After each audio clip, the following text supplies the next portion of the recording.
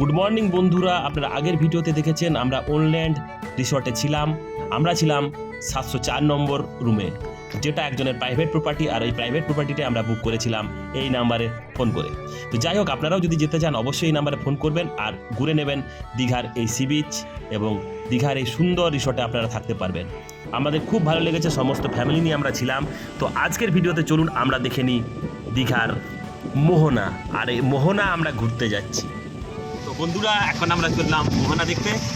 আর এই দীঘার এই মোহনাতে চলুন দেখি কী কী পাওয়া যায়, কেমন কী আছে।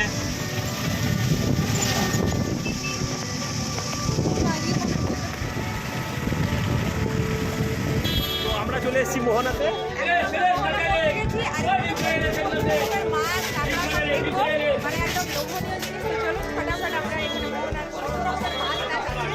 সেগুলো দেখিনি।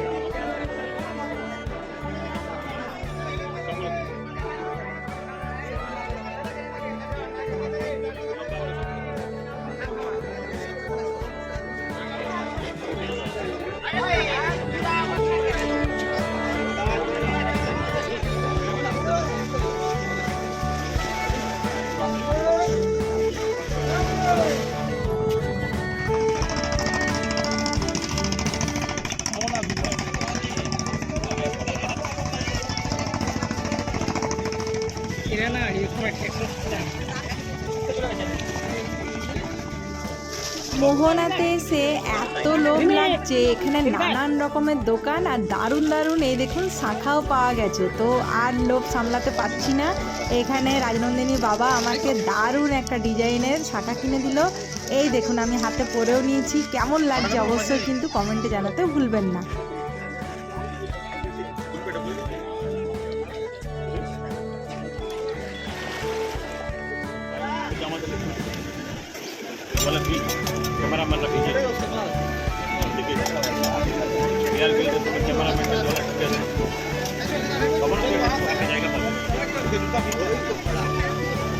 মোহনায় ঘুরতে ঘুরতে আমাদের প্রচণ্ড খিদে পেয়ে গেছে, তাই আমরা সবাই মিলে এখানে ডিম টোস্ট আর পেঁয়াজ দিয়ে মুড়ি ঘুগনি খেলাম। তো কি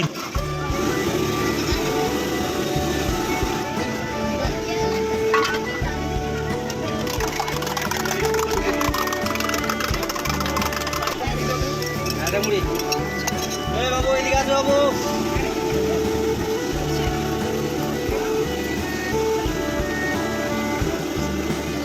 দুটো মুড়ি বাড়ো, দুটো মুড়ি বাড়ো একসাথে। দুটো মুড়ি বাড়ো, দুটো মুড়ি বাড়ো।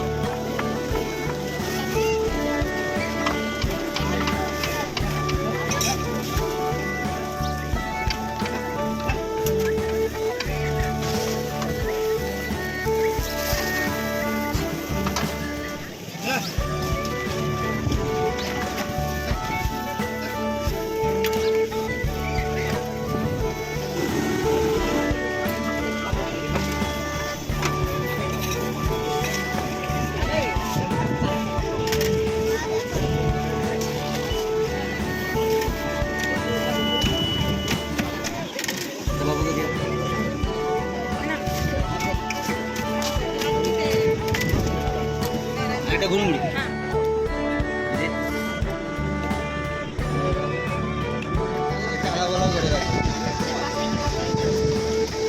এত অশান্তি লাগে তো আমাদের। তুমি একটু সাইডে বসে পড়ো, নাহলে উল্টে পড়বো, নিজে উল্টে পড়ো। আমার চেয়ার কিচ্ছু হবে না, কিন্তু তোমার করতে দিতে হবে। বাবু একটু সরে আসো, চেপে আসো তো।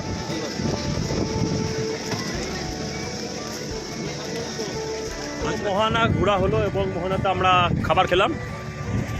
আর সবাই খুব এখন একটু মানে রিল্যাক্স ফিল করছে, কি ভালো লাগছে, সবার পেট ভরে গেছে। কি পরিবেশটা খুব সুন্দর, খিদা পেয়ে গেছিলো সবার।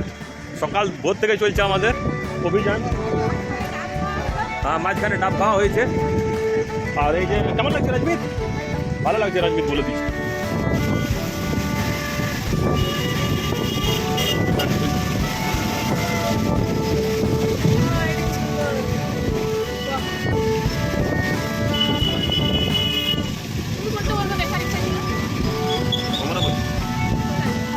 ওইদিকে যেদিকে আমরা হেঁটে আসছি সভাপতি।